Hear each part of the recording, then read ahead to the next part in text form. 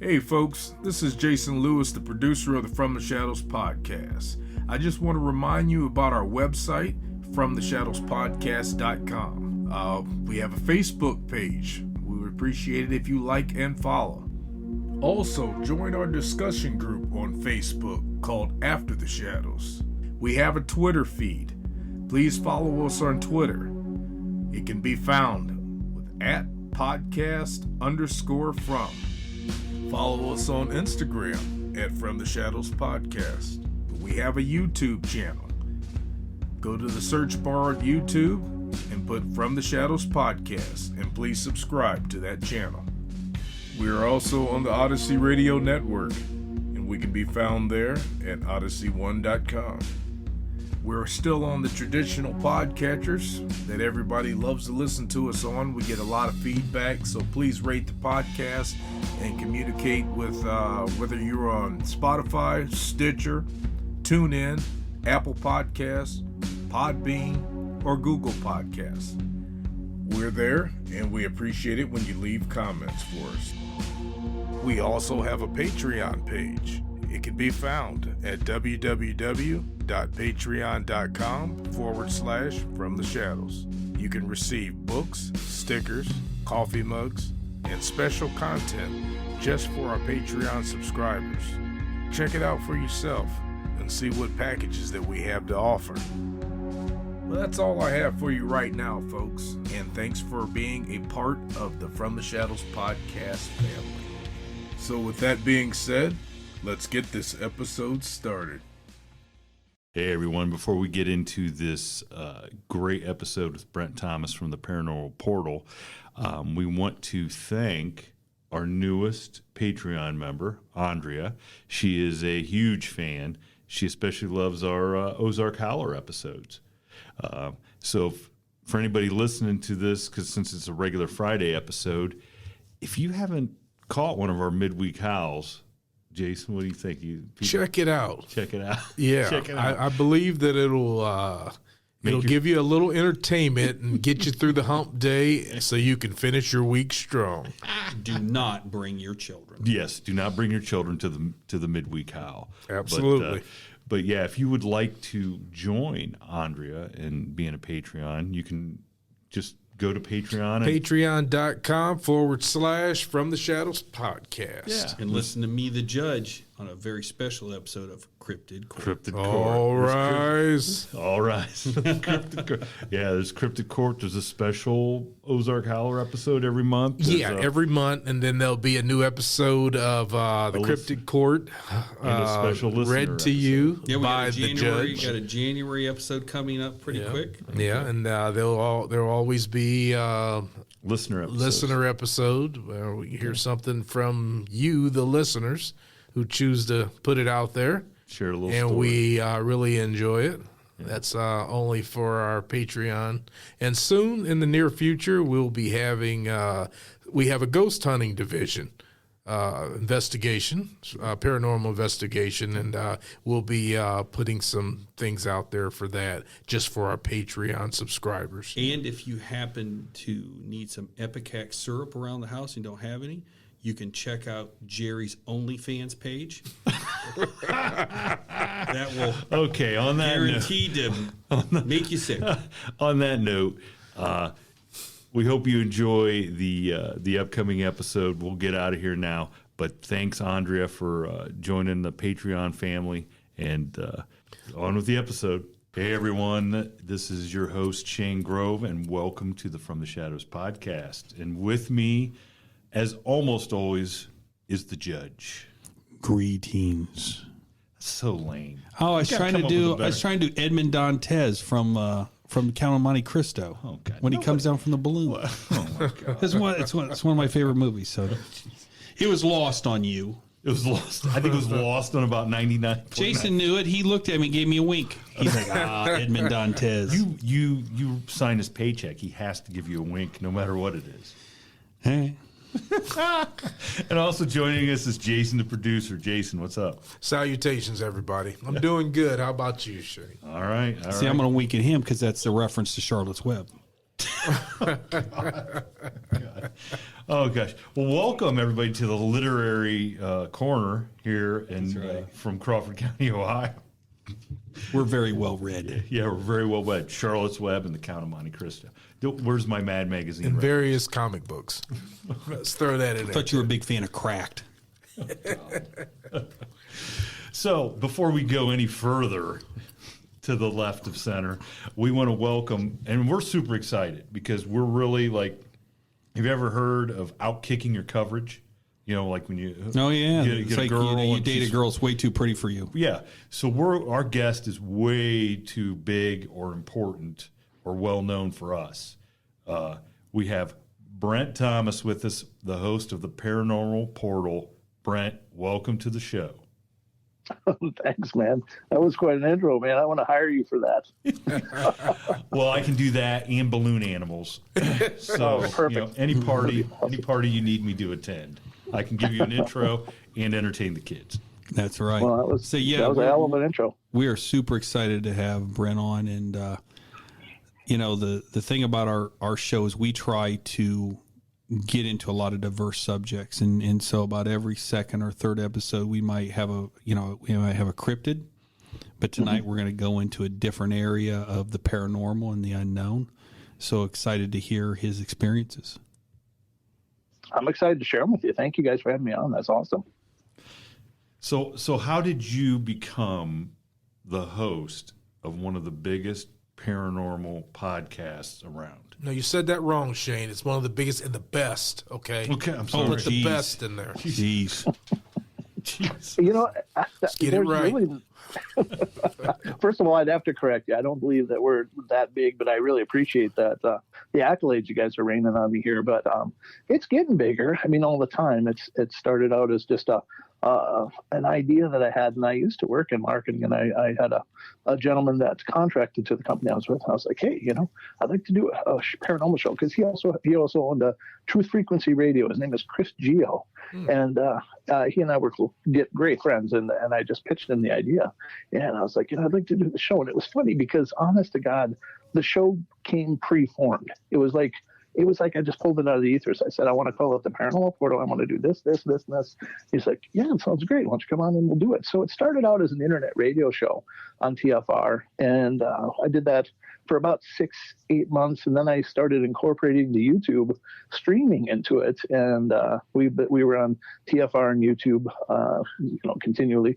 And it was the podcast didn't come around until Wes Germer reached out to me on my show. He called in one time, and just out of the blue, and I was blown away because I was a big fan. It was like one of my bucket list moments. But he called in and talked to us, and it was a lot of fun. And Tony Merkel called in too from the Confessionals, and we just had a great time talking to those guys at different points. And then Wes messaged me on Facebook. He goes, "Why isn't this a podcast?" Now I was just like, I don't know. Hey, for the record, nobody ever called in as big as Wes Germer or Tony Merkel, and nobody ever messaged me and said, "Man, you guys should be doing a podcast." So I go. So we did receive a cease and desist letter. Okay. Which is why Jason's number's from Las Vegas. Gotcha. That explains a lot. But so I just had talking with Wes, and he obviously is a longtime podcaster, and he really has been a mentor to me and kind of walked me through how to set it up, how to do it, and I pitched some companies, and we signed with Revolver, and we've just been going at it ever since. Nice. So as a kid, and then Grover and I, our genesis for our podcast is, we had both experienced things as in our younger years. Myself, I had a dogman encounter. Grover had it's terrifying. But Grover had some things happen to him, and Jason always wanted to have something happen to him. Are we counting me getting married as being a paranormal? In your case, the first one. Okay. But so as we were kids, we had these things that happened to us, and there was zero form or platforms or research's abilities, and so we talked about it. We said, hey, why don't we start a podcast? Not only for us to tell our stories, but to allow other people to come on and tell their stories. And one of the driving forces was that, I am actually a judge. I'm an elected official. And I said, if I have the courage to come forward and say, hey, this happened to me and I know it happened and stuff like that, that it would encourage other people who maybe were reluctant to tell their stories because of being ridiculed or embarrassed or, for whatever reason, that they'd come, and we've called this from the shadows, from the shadows and tell your side of the story. So when you were a kid or when you were a younger person, did you have any paranormal experiences that really drove you to the subject matter? I can't remember ever not being in love with the whole subject matter of the paranormal, ghosts and monsters and stuff. In my earlier years, I really thought I wanted paranormal experiences, but I had nothing happen through my early childhood that I recall. And I would go to the library as a little kid. This is a small town library in, southern Minnesota. And I would just, go to try to find all the paranormal books I could, ghosts, hauntings, and movie monsters, everything I could get my hands on. But there was no internet back then. So it was just kind of me and this idea. I've always loved the idea that we don't have this all sorted out, that there's so much more going on here that we just don't understand.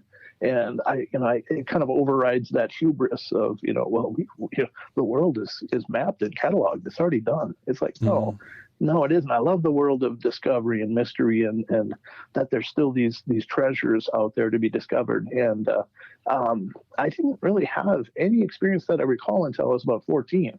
And that was when I had the what I believe was a Sasquatch behind me growling. Because, and I could share that if you want to. We can, go on to something else. But oh, no, we got to hear it now. You got to tease us. I mean, look, he's name dropping Wes, and now he's name dropping Sasquatch. It's like, no, I had this situation, but we don't have to talk about it. We don't have to. I just won the lottery. I don't have to share any of the money. So you're 14 years old and you think you have an experience with the Sasquatch, and that's sort of your jumping off point. So what happened? So what was going on is where I lived in Minnesota was butting right up to a state park in southeastern Minnesota, right along the Mississippi River. And I'd been in these woods my whole childhood and never had anything weird happen, never even noticed anything weird. Wouldn't even have, known what to do if I had, but there was never anything out of the blue. Or out of the ordinary, I mean to say. But I was up hiking up this bluff in a summer day when I was 14, and my friend was with me. He was 15. And we were hiking down the bluff, and I think bluff is a common term, but I've talked to some people like, what's a bluff? Now, a bluff is like a small mountain, just so you understand. And we're up there and goofing around, and it got later in the day. You don't want to come down the bluff during the night because it's all forest, and you're just going to be feeling your way.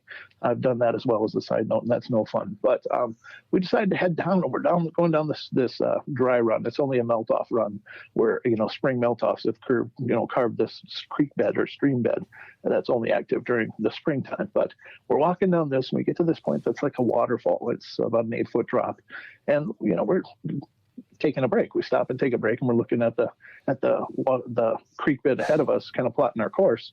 And suddenly, from right behind us, comes this incredible, amazingly deep and profound growling.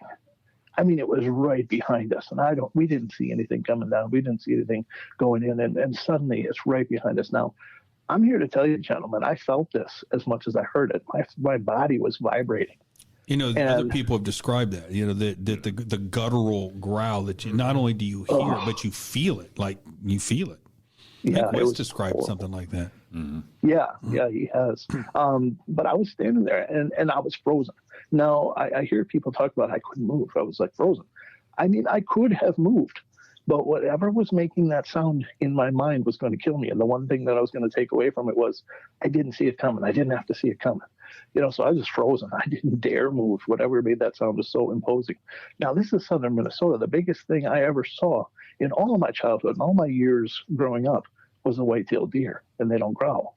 There's no bear in there. There's no cougars. There's no anything that wolves? Should be able to make that. Yeah, nothing. And northern Minnesota, yeah, but this is southern Minnesota. Maybe coyotes, but I've heard plenty of, dog and coyote yips and stuff.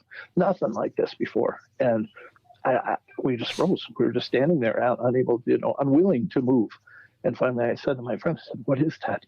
He said, I don't know, but we need to get the hell out of here. And we literally ran down this creek bed, hopping boulders, and just went. They say you're not supposed to run, but it's like everything else. You got two responses: fight or flight. Whatever made that sound, I knew was not in my fight category. So the only thing left was how was run. if you could, and look, I know we're maybe asking a lot.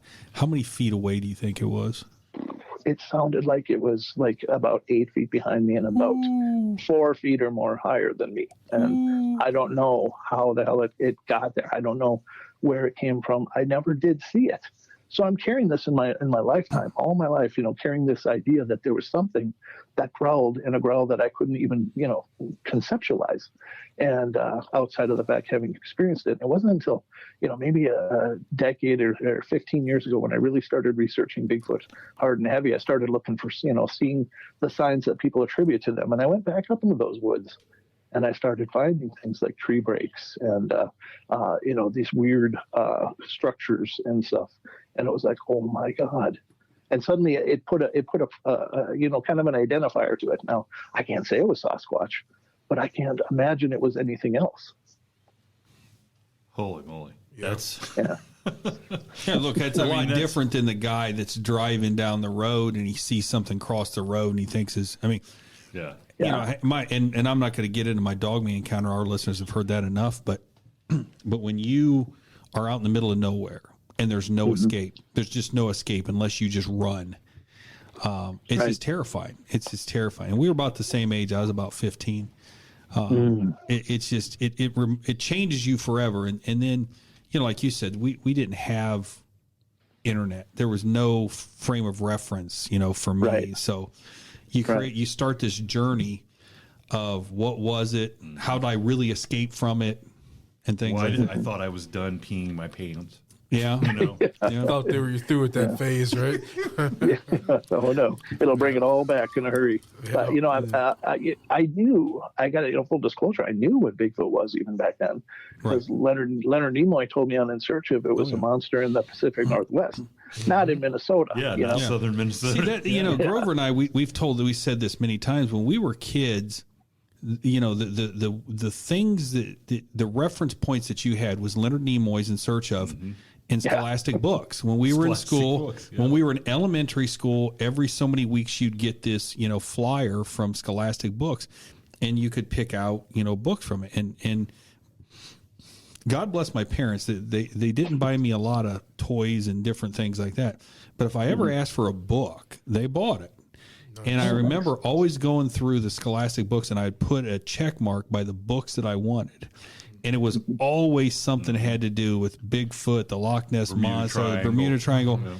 And so and the thing is, Grover's 1 year behind me in school. We went to the same school, played high school sports together. But he was doing the same thing I was. We just didn't know it. He was buying the books that, the cryptids, the UFO stuff, the Bermuda Triangle. And so it's one of these things that we've always thirsted for more information, and the creation of podcasts nowadays are awesome because you can just sit around all day and listen to podcasts. We would be remiss if we did not include the weekly world news in this, because that was like a new Bible every week when we went to the grocery store. Mom, can I have $1 to buy that? Yeah. Good thing she didn't really know what I was buying. It just shut me up. So you weren't getting a subscription to Grit Magazine. Remember Grit Magazine? Oh, God. Country Outdoor Living, Grit Magazine. Is that how they sold that? That's what it is. I looked it up the other day. It came in my mind, and I was like, well, did that thing even still exist? And I looked it up, and it does. Just name a magazine after a food that's really not very good. Dude, they started that magazine in 1882, and it is still going strong, if you can believe that. Wow. Good old American. I know. Good American country living. I don't think they probably ever had anything about Sasquatch in there, so I probably would have never bought it. So you have your Sasquatch experience, and you are a like-minded individual like me, Grover, and Jason. You want to know more. You want to know more. You want to know more. So other than your Sasquatch experience, did you ever have anything else, UFOs or ghosts or anything else? Oh, yeah. Yeah, I've got an amazing UFO experience. And this was actually only about 6-7 years ago. all my life I've been open-minded to the fact that, there's something out there. There's just way too much space. There's people seeing stuff. And I was always looking at the sky. My whole life, I've always been looking at the sky. And I finally saw one. Want to hear about it? Yes. Well, why, yes. Oh, geez, here we Let's go. proceed. Why don't you just tell it to us off the air so nobody has to listen to it? Write us a note. That was the build-up, guys. That was the build-up. So here we go. So the story goes, it was right up here in the area I'm living in. I live in the northern tip of Idaho, about an hour drive from the Canadian border. And I was up here because a company I used to work for had their headquarters up here. And I had to travel up here to do, I usually work remotely, but they had a big meeting coming up. So I had to come up here and be a part of that. And so I came up, and the company owner, he said, look, I've got this. His wife and he had bought a cabin up in the woods, a really nice cabin, and they had all this construction work done on it, made it into what was going to be their home, but they weren't staying there yet. He said, it's all ready. Rather than buy you a hotel room, do you want to go stay up in the mountains in that cabin? And I said, sure. And he took me up and, kind of familiarized me with the place and such. And I was like, cool, it'd be neat to be staying up in a mountain, up in the mountains all by myself. That'll be kind of fun. So during the time when he was showing me around, he showed me these night vision binoculars that he had. And I was like, oh, that'd be really cool because, I know that most of the stars in our solar system are red stars, and you don't see them with your naked eye. But if apparently what I had heard is if you look at the night sky in infrared, you won't even recognize constellations. There's so many more stars in the sky, and it's absolutely crazy. So I was like, yeah, so I went through the meetings and stuff, ended up driving back up there alone that night. And I got up there and got in the house and got all settled. And it was, it's out in the middle of nowhere. It's literally, the house is built on one side of a valley. And so there's descending from the house, it's on one side of the valley, is a creek on the bottom about 150, 200 yards, maybe 300 yards away. And then it rises up to the mountainside across. So I've got these night vision binoculars, and I'm like a kid because I never, I've seen night vision binoculars, and I had our local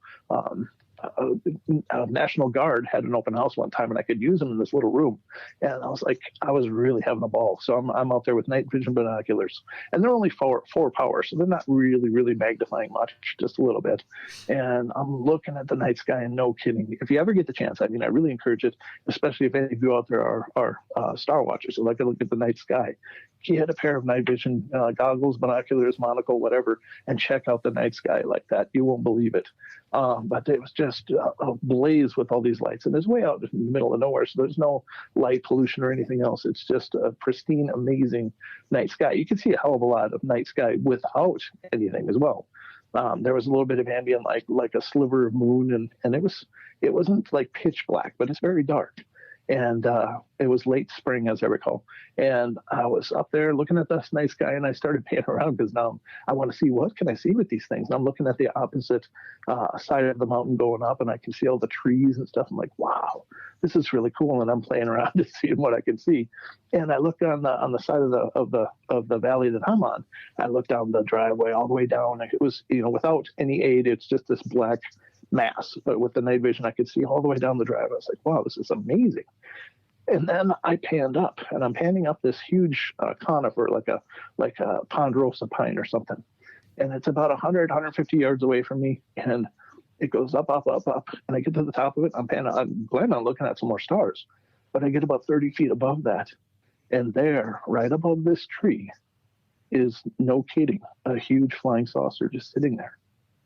And it's amazing. It's like the two pie plates, basically the flying saucer that everybody is familiar with, except it was different. There was the two plates didn't come together at a point. They came close, but then there was these panels in between the upper and the lower, and these panels were flashing light around them. I'm like, oh my God. And it's giving off light. So I'm getting these light flashes, and I'm just dumbfounded. Like, all my life I've been looking for this. And this was my Genesis moment. It's like, now I'm a knower. Now I know they're here. I know because I can see them. It's right in front of me. This saucer is just sitting there, absolutely soundless, not a sound, just sitting there, hovering above this tree. And it's pretty close. And I'm just amazed. And I'm looking at it probably for about 15 seconds. And I think, I got to see this with my own eyes. I lowered the binoculars, and I can see the stars. I can see the tree. I can see the sky, but there's nothing there. Put up the binoculars. Boom, it's there. Put them down, it's gone. Up, they're there. Down, it's gone. And then it just dawned on me. It's like, oh my God, they can cloak. They can hide from our native light spectrum our eyes see. They can be invisible to us. And now it's just like, not only are they real, but I just got this epiphany of like, oh my God, they could always be around. They could be hovering above your house and you wouldn't know it, because there's silence and there's no way to observe them without that aid. And so I'm looking and then lowering the binoculars, lowering the binoculars, and then it hits me. I'm here looking at them, but I'm about the only thing going on in this whole valley for miles. Chances are they're up there looking at me. It was like, wait a minute. And I decided they're sitting there with their infrared, and they lower down, and he goes, he just peed himself again. You remember when he did that, when he heard the Bigfoot? And yeah. We've been watching this one. He's got an active bladder. Oh, I think that the scariest part of that story is if they came to a realization that you knew that they could cloak. Yeah. And it's like, you know what? That's one of these guys, we're going to have to pick him up. Yeah, well, that's the thing. I was standing out there and I'm like, I thought about it, but I was like, I don't think I need any probing tonight. I'm going to go inside. Yeah, right. Yeah. Time to bring out that probe. It was game over. I went inside, locked the doors, and I paced for about 3 hours or so. I couldn't sleep that night. I just had to pace around going, oh my God. And I'm checking out the blinds to see if anything's happening. But as far as I know, that's the whole experience. I don't have any like missing time or lost, memories or anything like that. I just eventually nodded off for maybe an hour or so until the morning and then went on my day. But it was just this amazing experience. So here's a question. There. So how many other people have had similar experiences and never tell anybody? Who just never tell? I mean, for me, and I'm not saying I would do this, but you pick up the phone. Who are you going to tell? You call the Air Force, man. You call the Air Force. They showed up and shook down the lady who got dragged by the lizard lady, remember? Oh, yeah. On another podcast. Right. Look, the Air Force showed up. So I guess the question is, who do you call? I mean, you call the Sheriff's Department, you call the National Guard. I don't even have the number for the National Guard. How would you even call the National Guard? I mean, it isn't like you can say, hey, listen, I'm going to call the Air Force. And you're going to get somebody on the line. They're going to say, "Oh yeah, there's a bogey. Well, we're going to scramble some jets."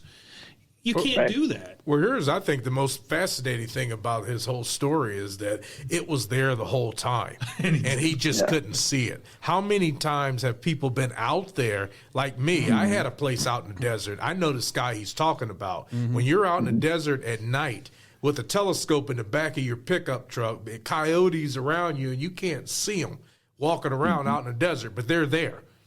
They're coming because they're fascinated by your truck or whatever. They smell you, what have you, but you can hear them. But when you look up in that sky out there in that desert, there is no ambient light around nowhere. You see stars and things that you do not see in the city. You see things that look like somebody just dumped a mist amongst the stars. I've never been out there, but can you see the arms of the Milky Way? You know what I'm talking about? Like if you're in that position to see that, you can see a lot more with the naked eye than you can possibly see here in the city. Like I said, you can see the nebulous material up there. It is amazing. So this is the game changer for Brenton. This is it. This is now you've seen on the other side of the curtain. Yeah. And now And so, and I guess that's the big question is like, for me with my dogman experience when I was a kid, now I know that stuff's real. What else is real? Right. I mean, what else is real? And how many people like me that's been looking at the sky, didn't have no night vision or anything, and I'm looking at stars, but yet there could have been something else up there that could be cloaked. The only thing that's missing from the story is if he would have, as he put the binoculars up and he could see that thing try to hide behind the tree a little bit. He ain't gonna hide. And then he would know. Then he would know they were hiding watching. to the naked eye. Obviously, enough people have been abducted or whatever, where it probably knows our spectrum of light, what we can see, and works with a cloaking device within that spectrum. Well, Grover, I turned him onto this when David Pilates missing 411 hunted right here in Ohio, in Lima, Ohio, where I used to live actually. there was a lady that was out hunting in the woods, and she saw what can only be described as like the Predator from the movie Predator with its cloaking ability with the ambient light, and she sees it going tree to tree. And you're thinking, in that very same night, the marching band was practicing at the football stadium, and there's this huge ball of light that just hovers above the stadium. So it's almost like either they were picking somebody up or dropping somebody off. But what's interesting about that is what's Brent's saying is this, whatever it was, has cloaking ability. Yes. I mean, it's such to make the Klingons jealous. Right. Well, somebody had to have information to think up things like that we find in the Star Trek world. Cloaking devices, no, come on. Start giving credit to the Star handheld Trek communicators and things like that. Well, you think about it though, like our military technology, the B-52 or whatever the bomber that is invisible to radar. It's not cloaking, but it's cloaking to radar. Right. You know what I'm saying? So from that point on, where did you go from there? I mean, now you know. I mean, where do you go? I mean, what do you go after that? I mean, the world changes for you at that point. I'll tell you, the first thing I did is when I got home from that trip, I went on Amazon and ordered that exact pair of binoculars. Because you thought they might be following me, and I need to know.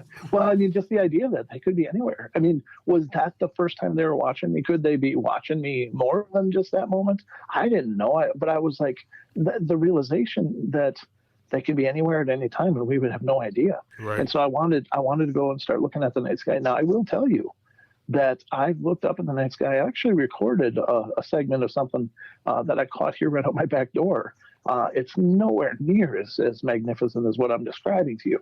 But that's the part that killed me, is that I had what I believe, if I could have recorded, would be the premier UFO, that would have been the pattern Gimlin of the UFO world.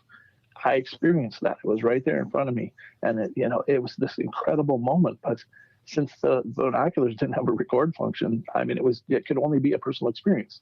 Now, I get people reaching out to me all the time that have heard this story, and they're like, what brand did you use? What binoculars exactly did you have? Because I'm going to order those. And I always correct people. I'm like, they're only Generation 1 night vision. There's nothing so special about them. For the record, in case anybody out there listening wants to know, they're a Night Owl brand. They're about $600 or something like that. So they're pretty good, but there's no record function. I would encourage anybody that is out there thinking of getting a pair, there's a couple $100 ones that are really highly rated that have the record feature built in. You just have to click a button and you could bring in something just so astronomically amazing and show people. The only thing I wish is I couldn't bring anybody else to that experience other than sitting here telling the stories.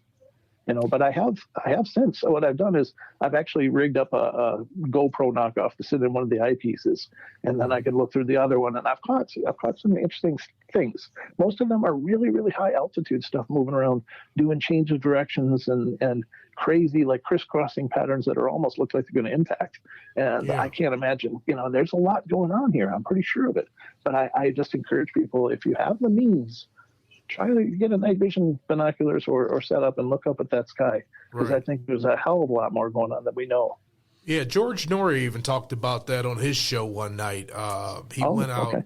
Yeah, he went out with somebody. I can't think of the gentleman's name off the top of my head, but the guy said that he has night vision and he sees UFOs all the time. So it actually piqued his interest enough where he met up with this guy, paid for go out on one of the expeditions, and came back and reported on his show. And he talked about it. He says, I don't know what they were, but they were making right-hand turns. It looked like a galactic war going on out there. And when you look up with your naked eye, you can see nothing. Right. Yeah, it's crazy. It's like, and he had this gentleman at the time, he was using Generation 2 night vision. Oh, okay. Gotcha. Yeah. Yeah. It's pretty incredible. They're here, folks. I know they're here. I don't know what they're doing. I don't know what they want. Maybe they've always been here, and we just finally becoming aware of them. So let me run something by you, because from a theory standpoint, and I've been debating someone whose name will not be mentioned on the air because they probably don't want their name mentioned on the air. Okay. But I've been debating this. Look, from a basic physics standpoint, the nearest star system to us is Alpha Centauri, which is 4.3 light years away. Yeah. which would mean if, given today's, given any type of normal propulsion system, it would be impossible to travel there unless you could travel at the speed of light or you had some sort of gravity drive where you could bend space-time. Right. Okay. So my theory is that what we're seeing and the reason why it cloaks and stuff like that, we're not seeing aliens. We're seeing ourselves from the future that is going back in time. We figured out in the future time travel, and we're coming back in time and observing for whatever reason that may be. And the reason why I theorize that is because, the universe is just unimaginably large, just unthinkably large. But the distances, and for some civilization, that even if they were 1 million years more advanced than what we were, finding our planet is more than finding the needle in the haystack. I mean, the odds that you're going to find our little tiny planet and our solar system and our galaxy, to me, 20,000 years from now, we figure out time travel. 10,000 years from now. Well, why are you coming back to watch what we're doing now? Well, from a historical standpoint, we don't. Okay, so we don't know. So literally, are what we reading in the history books? Did this really happen in 2020? Was it really that bad? Well, no, but think of it this way. Suppose we're 1,000 years in the future, and our planet is completely shot. It's a shot planet. And they say, well, listen, why don't we go back in time and see what it was that caused this cataclysmic, greenhouse effects or whatever. And maybe we can influence people at that time, do different things, and then that changes people. Changes the time, space-time continuum. Yeah, it's a butterfly effect. See, the fly in that ointment is we're human beings and we don't listen to anything anybody tells us for our own good. That's why they're not contacting us. That's why they're just coming back, probably just doing changes and making things because they know what needs to be done. And by telling us, it might mess things up. Brent, jump in, give us your take. UFOs, us from the future, or grays or lizard people, or someone from another solar system. You have 30 seconds. I have to believe that. I mean, if you look at our progress in the last 60 years. We've moved that fast and that far, and it's geometric. I mean, our progress is geometric, and we can do things now that in the 1800s they would have probably burned us at a stake for. Just to be mentioning, because that would have been witchcraft and devilry and magic and all of that. And now it's commonplace. I mean, your phone is connected to everybody in the world. Right. You can flip a switch and, make your space nice and warm or cold. And we can jump into cars and planes. And, we have all of this. And this is a relatively short time period. All of this change has happened. But it compiles upon itself and it multiplies upon itself. So what does 1 million years of advancement look like? I mean, I don't think we can possibly understand what that capacity means. So I do believe that at some point we'll probably figure out time, and we'll probably do just that, and maybe that accounts for some of it. But I think probably the universe is teeming with life. We just are so far removed from it, and in our capabilities, in our understanding, because we have a real strict criteria for what does life mean. And I don't even know if we can understand all of the forms that life could take. If it's an energetic-based life, could they move, naturally at the speed of light? And could they develop technologies to move many times faster than that? Well, I think we presume that everything that would be life in other planets is carbon-based. Sure, because we're carbon-based. But right. And piggyback what you just said, the Wright brothers' first flight was 1903 at Kitty Hawk. Sure. And literally in 66 years later, we put a man on the moon. Right. And if you believe that, but there's people who don't. But in theory, but we go to outer space, or we go to space now. We go to space in less than 70 years. Yeah.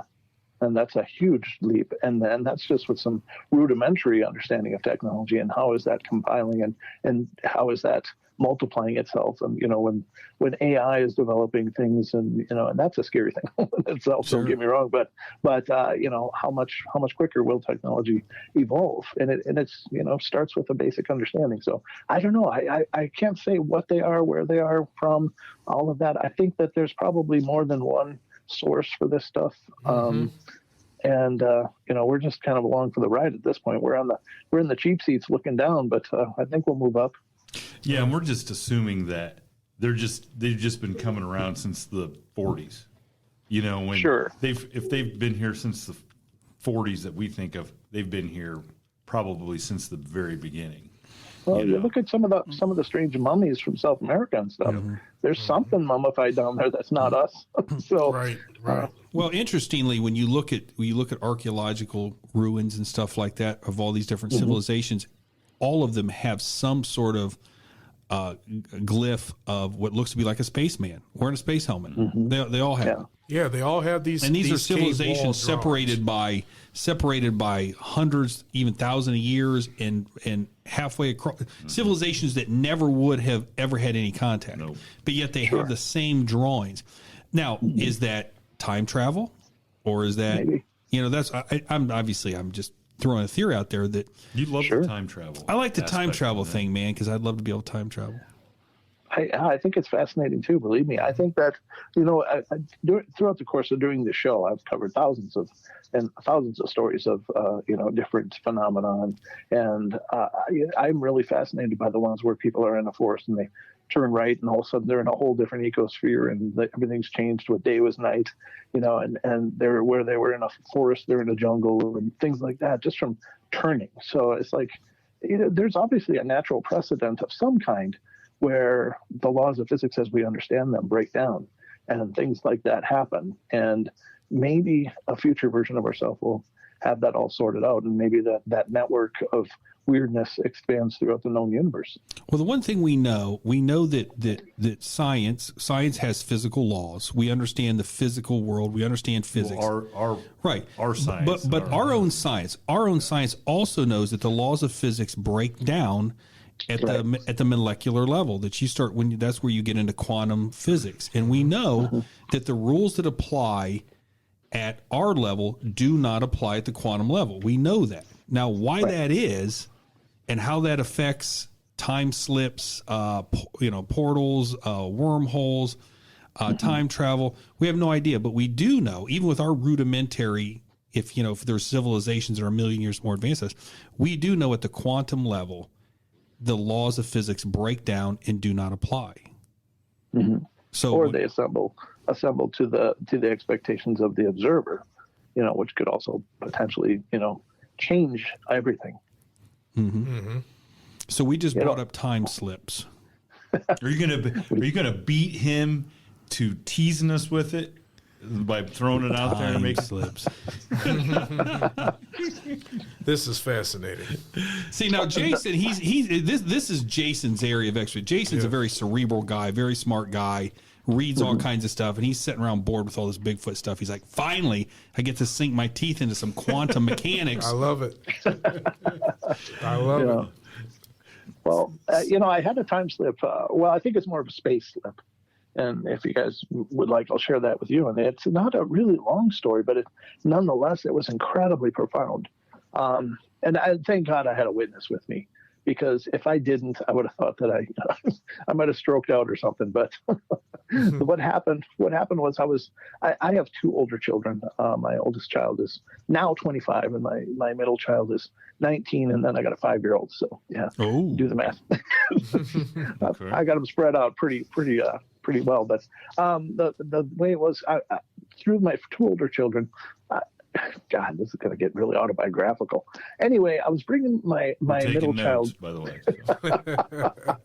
I don't know. I got to figure out how to tell this without, needing a couch. But my oldest son and I were driving my middle son back to his mom's house. And it was during a blizzard in Minnesota, and it was horrible. It was absolutely horrible. Like if you're not familiar with blizzards, ladies and gentlemen, it's basically you're traveling along a road that you assume is still the road, but you're not quite sure, but you can't see more than 4 or 5 feet ahead of your car. So you're crawling along, and it was terrible. And but I didn't, I knew I had to get my son home because he had, his life was with his mom during the weeks and stuff. So we got him home, and it was about a 45-minute drive on a good day. And it turned into like an hour and a half for this day, just making that same journey. But we're coming back, and of course, it's getting worse as time goes on. More snow, harder snow, heavier winds, and we're driving back. And we got about halfway back, and about a mile or two ahead of where we were. I knew where we were because I saw that we passed through a little town on the route. So we were just past this town now, coming up another 1.5 miles or 2 miles ahead of that point is this valley, and it's got this almost hairpin kind of turn, at least half a hairpin. You got to turn all the way to the right and go down this valley where there's embankments on both sides. It's pretty wide, but you can't see anything and slippery and stuff. And then it does a sharp turn to the left to bring you back to a straight. And I was absolutely terrified about this coming up, and I'm thinking, okay, well we'll just go really slow. We'll get through this. We'll make it. We'll be fine. And all of a sudden, we're driving along, and I'm doing probably 10 miles an hour at the most. And suddenly, I see a sign. It says, "Welcome to Hay Creek." I'm like, that should have been 2 miles again ahead of the twist in the road. So somehow, I didn't turn the wheel at all. So I was going straight. That was all I was doing. But somehow, I managed to miss that entire section of road and emerge another 2 miles ahead to where it was just straight again. I was like, oh my God. And the funny thing was that my oldest son that said, "Dad, what just happened?" And I'm like, I don't know. But somehow we missed that point in the road that I'm not saying we would have been killed or would have been, but it was going to be a problem because it was a blizzard. Who knows what would happen if we rolled down that embankment, or, would we have lived? Would we have been injured and hurt and stuck, or whatever? But it was like, somehow we skipped that part of the journey. I had a very, very similar experience. I've never probably told you guys because it just didn't make any sense. I was driving back from Lima, which Ohio people know. I was driving from Lima to Bucyrus, and it was so foggy. It was just so foggy, you could hardly see 3 foot in front of your car. And I was worried because I was driving a 1980 Chevette. Why were you... Come on, that should be the least thing that worries you in this story is 1980 Chevette. The point is, I'm driving it, and it could barely go 55 miles an hour anyways. And my worry was, because this was before they put the big 4-lane. Yep. So it's a 2-lane road. And my worry was that it was so foggy that a semi was going to hit me from behind. Oh, yeah. Because it would never have seen me. Because, if anybody knows, the Chevettes are so small. And Jason, who drove big rigs for a living, owned a trucking company, he knows this. What's scary is I'm driving like 10 miles an hour because I literally cannot see anything in front of me. And I couldn't see, like, if a semi was coming at me, I could not see its headlights until it was, right, like really close to me. And so I'm white knuckling this thinking, oh my gosh. And I finally say to myself, I'm going to, there's a Grover, you've been by this. There was like a I don't know, like a restaurant or something. And there was a big sign for advertising. It had a big light on it. And I finally said to myself, I'm going to pull into that parking lot and I'm just going to set this out because this is just way too dangerous. And I knew that it was probably about 5 miles away. And so I'm creeping along. And from that point, from that sign to the next town is Upper Sandusky, which is a good 25 miles away. You're talking about the corner there at Riverdale. Yeah, right there. You know where that is. Yeah. So I'm driving, and I'm thinking, where is this sign? And I drove probably 10 miles an hour. And the next thing I know, I'm in Upper Sandusky. Like I skipped 30 minutes of the drive. And there's no way. And I remember getting home and telling my mom, and my mom just looked at me like, whatever. Like literally, like wouldn't even let me tell the stories. It's like, whatever. And for years that was like, there's no way I could have traversed that much highway. There's no, I mean, I made the trip in record time going 10 miles an hour, and I never passed that giant sign because I was going to pull in. And to this day, I don't know. To this day, I have no idea. Now, if that's a time slip or what, I don't know. But the weird thing is, Brent, you're telling the story, and you're in a blizzard, which is, if it's a whiteout type thing, and I'm in just a dense fog.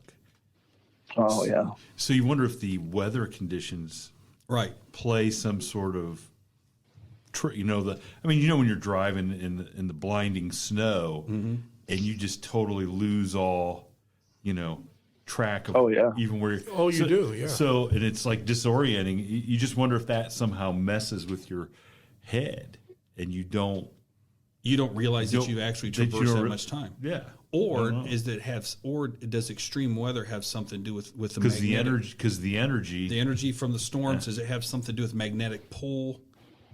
You talk like Bermuda Triangle type stuff, or better yet, the Alaskan Triangle. They talk about the Alaskan Triangle. Yeah. And talk about magnetic fields and stuff like that, and how magnetic fields affect time. Yeah, what was you going to say, Brent? Well, I was going to say that, if you had just ended up in like Cleveland or something, or some random place, then I would say, it could be just some function of physics or quantum physics or something. But in both of our cases, we felt like we were in danger. And there was it seems both of the events went exactly as they needed to do to remove us from that danger. So there was like an intelligence behind it. It wasn't just a random event. It was an aimed event. You know what I mean? Yes. Yeah, that is strange. Like maybe your heightened sense of danger created an energy that colliding with it the might weather have triggered it. energy, maybe. Right. Or was there a UFO hovering above the storm and it said, "Hey, listen, we see you." I can't have this guy peeing his pants again. I don't know, but it was very strange. And I tried, and like I said, I tried to tell my brother, I tried to tell my mom, and literally nobody listened whatsoever. Just Sure. Yeah. You're the first person that has told a story that resonated, that brought back that story. It's like, whoa, that's very similar to experience. So do you and your son talk about that experience now and still kind of? We have, yeah. We're both still scratching our head at what happened, but we both acknowledge still that it happened, and it was a very real event. Again, I'm glad he was with me, because if I was alone, I would have thought, did I nap through part of this? How did this work? Because suddenly I was in a place I wasn't expecting to be at for quite a while. And, just really cool. But it seems like, perhaps a divine intervention, perhaps someone just looking out and throwing a bone, Yes. Well, and so we mentioned this time slip, and I want to tell all of our listeners that you have, and it's what, 4 or 5 episodes ago where you do a whole episode on time slips that I heard. That is fantastic. It's a great episode. You. And so, I'd strongly encourage all of our listeners, go check out that episode on the Paranormal Portal, because it's great. Well, there's, and crossing over to the cryptid stuff, I've watched enough cryptid shows where they talk about people losing time when in the presence of Sasquatch. And that's going to take down a whole nother, supernatural component to the whole Sasquatch theory. Sure. Not going down the orbs and stuff like that. But there are people with accounts of Sasquatches in the area, and they lose hours. Like they lose hours. Like either time slipped by or. Well, it's the reason if you can gain time, you could also lose time. Right.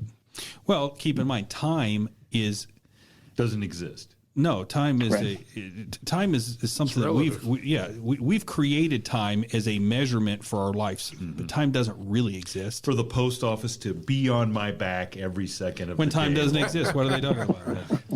Yeah, but and then never. So should I use that to the people that still haven't received their boxes for Christmas? What you do is, how do I even know Christmas happened? No, what you tell them is that time's not linear. It's not linear. It doesn't run in a straight line. It's a flat circle. So therefore, they've already gotten their gifts. It'll get here when it gets here. It already got there once.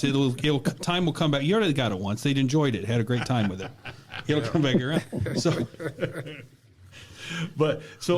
Brent, I'm going to put you on the spot, since I just mentioned that time slip episode's one of my favorite episodes that I've heard you do. What are some of your favorite episodes that you've done that if our listeners want to go check out some other episodes of yours, like what would you, like if you could only pick like 3? It's like Sophie's Choice. Yeah. You got to pick your favorite child. One of them's getting killed. But if you could only say, hey, everybody go, these are 3 of my favorite, so you don't have to, make anybody feel bad. I think, honestly, one of my favorite parts of doing the show personally is when I get, people calling in or coming on the show that have had experiences. I love to talk to people with firsthand experiences to share, because I mean, that's a chance to look into, their experience through their eyes, through their words. And, I noticed that people describe events differently or uniquely. And somebody may have noticed something that nobody else noticed. And by just mentioning it, it kind of makes some more sense of this weirdness to me. But I guess if I was going to recommend episodes, any of them that people have appeared on, which would be, hundreds of them. But, of course, I've had the pleasure of interviewing Linda Godfrey, Vic Cundiff, who else? Jim Bear King. Your episode with Wes, I've shared with a bunch of people because the story he tells about that took place over in Vietnam. Oh my God, isn't that something? That is like is that the rock ape?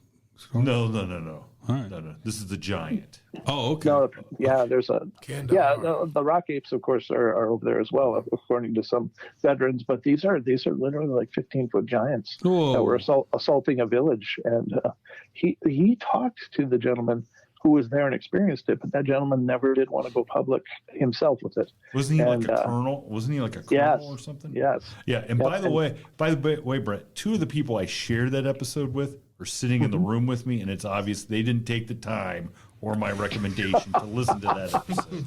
So it's crazy. That was a hell of a story, and it's shocking. It's scary to even hear, because you have to imagine somebody witnessed this.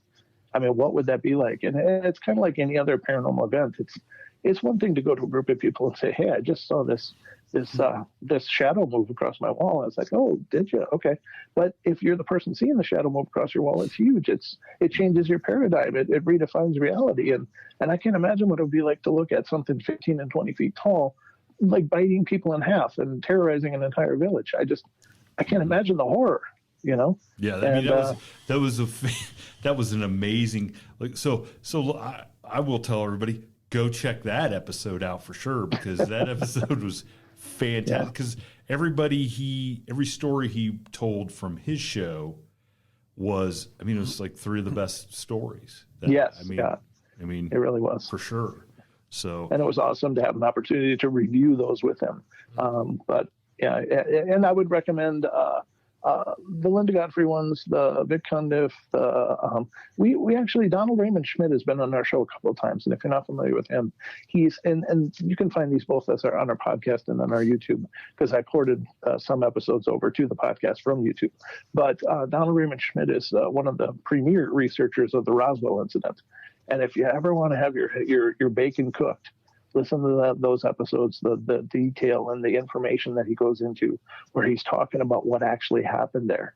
And it's like, it was a really, really profound and amazing event, and a series of really disturbing sequences afterwards. And that really shocked me, because, you hear about Roswell, it's like, oh yeah, saucer went down, and then the military came and picked it up, and the end. And that's not the end. There's so much more to that story, and details and levels and layers of it, that it just really cooked my bacon. Well, so on the UFO topic, and this is something with all the information that's been presented by the government in the last year and a half, the Major Farver, video from the Tic Tac video. Then the admission that, there's off-world vehicles in our possession. Not of this world. Not of this world. Not of this world. And you having seen with your own eyes and the assistance of the binoculars. And then talking to all these different people who have, done the investigations and done the research and had experiences. What do you think's coming next with that? I don't know. I've got to say, I don't know if a lot has actually changed. And I don't know that I think their admissions are powerful from the government place, but I don't think it really changes the game for a lot of us enthusiasts, because, we've known they're out there. We've heard the testimonials from, hundreds and thousands of people, that what they've seen and witnessed. And I think the official acknowledgement is fine. I don't know. I would like to think that, well, apparently, according to what I understand, we're supposed to have like 180 days until full disclosure, according to the provision that was snuck into the COVID bill. But we'll see if that actually happens, because I think it just takes two words, national security, to negate that, or to make sure that what we get is so redacted that you really can't make heads or tails of it. We had this, we roundtabled this, one of our very first episodes. We weren't recording. We were just sitting around roundtabling about this very issue. And the thing that jumped off the page to me was, if the government comes out and says, hey, look, there are races, a species of things from other worlds that are coming to this world, what does that do as far as established religion? I mean, what does that do to and I'm just going to throw this out there. What does that do to the Catholic Church? If you say they're the biggest landowners in the world, they just become landlords. No. Suppose you just say, hey, listen, everything that you've just read in the Bible, Ezekiel saw the wheel, but guess what? They were aliens. So your God doesn't exist. Sorry about that, and you can go ahead and quit tithing. I mean, seriously. I mean, and what profound? Or do you spin it and say, yes, we've known this all along, but you need to tithe more because we know how to protect you. But so what I'm saying is, what does an admission like that do to established religion? If it was a few decades ago, I would say it would definitely have floored a lot of people. I think that we've seen in many ways a reduction of the role of religion in many of our population as far as shaping, their direct conduct or the way that they view the world around them. I don't think that religion. I don't know. I guess it depends on the scope of the believer. I would say it depends on the scope of the faith, but faith is relative. And because we have a book like for me, I've got a Christian background. Because I have a book called the Bible, that doesn't mean that that's the compendium of all information ever. The end. It's just it was a book set up to guide people in that faith throughout the course of their existence. With and I'm probably going to get a lot of feedback on this, and I'm not trying to speak as a religious scholar or anything, but I think that all of our books and all of our faiths are meant to help us on a journey. Well, the fact that there's more out there, I don't think the Bible. Well, people may disagree with this, but I don't think that. I think that for most people, it'll just be another day in the week, because many people believe anyway, in spite of those religions. And the number of people that acknowledge that there's intelligent life out there, I think, is in the 60-some percentile or better. Yes. So I think people already have room in it there for their paradigms. It just may redefine, the allegories that have been put into play about the religious dawns and beginnings. So what you're saying is the fact that, and I saw in Brian Cox, the astrophysicist, he was on, I don't know, I like watching his stuff, but they asked him about that, and he says, well, the fact that there may be alien life doesn't prove or disprove that Judeo-Christian religion is true or false. It just doesn't. Right. Yeah. It doesn't prove either way. And back to this issue of faith and stuff like that. But over one half the world's religions do not have a central deity. Buddhists and Hindus, they believe in basically a universal force, whether it's through enlightenment or moksha or whatever it is. I don't think that would affect them at all. Right. But you talk about other religions, Christianity, Islam, Judaism, all have the same central deity. Yeah, but I think that theistic religions. Yeah. Right. I think that's part of the dynamic of that is that people may have to come to the conclusion that, a divine light of God didn't appear to a bunch of shepherds and try to explain nuclear physics and quantum mechanics and all things that they couldn't possibly understand or put together. So it gave them a representation of that to explain, here we are, this is how it happened, and this is what's important. So I'm not saying that they're not all divinely inspired. I'm sure they are, but I wouldn't go to a small village in Kenya and try to teach them how to God, that maybe isn't the best example. Let me rephrase that. You just shot down all the missionaries, didn't you?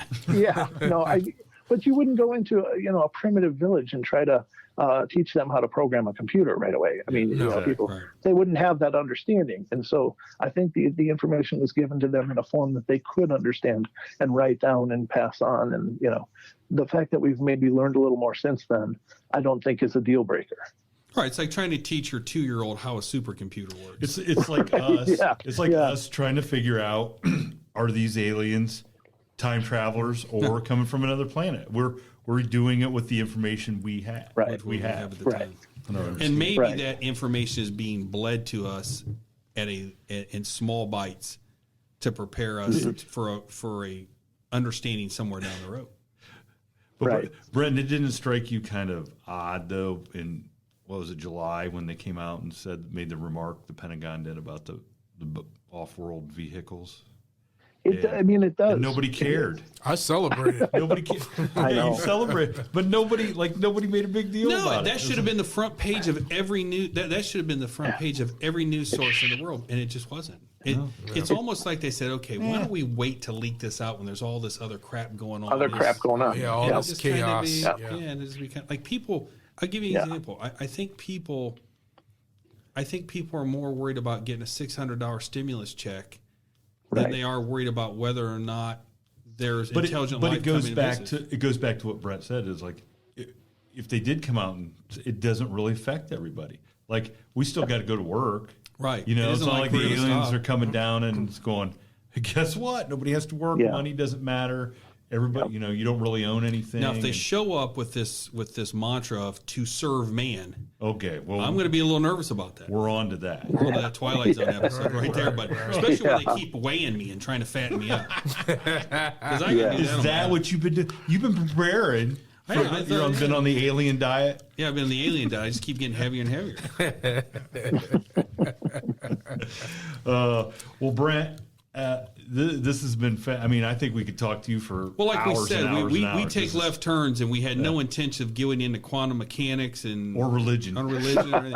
But that's the base of our show. It's very organic, and we.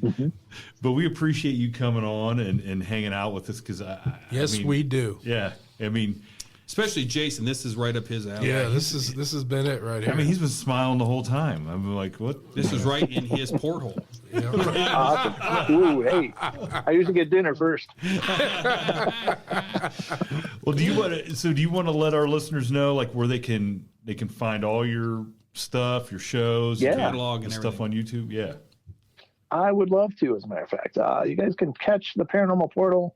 We are on youtube.com/Paranormal Portal is our live streams. And you can find our podcast everywhere. I think it's on all the platforms out there. If it's Pandora, Spotify, iTunes, iHeart, Stitcher, Google Play, we're everywhere. Just do a search for Paranormal Portal and you should find us. But if you want to follow what we're doing, currently we don't have a main page yet. I haven't developed a web page yet for the Paranormal Portal, but we do post quite regularly on Facebook. So facebook.com/Paranormal Portal Radio. You can follow us at Twitter, but I'm a terrible tweeter, just for the record. So you'll probably only see show postings over there, but that is at Paranormal Portal, PORTL. And we're on MeWe, we're on Parler. I guess you just got to look for Paranormal Portal. You should find us. But if any of you out there want to find us, that's how you do it.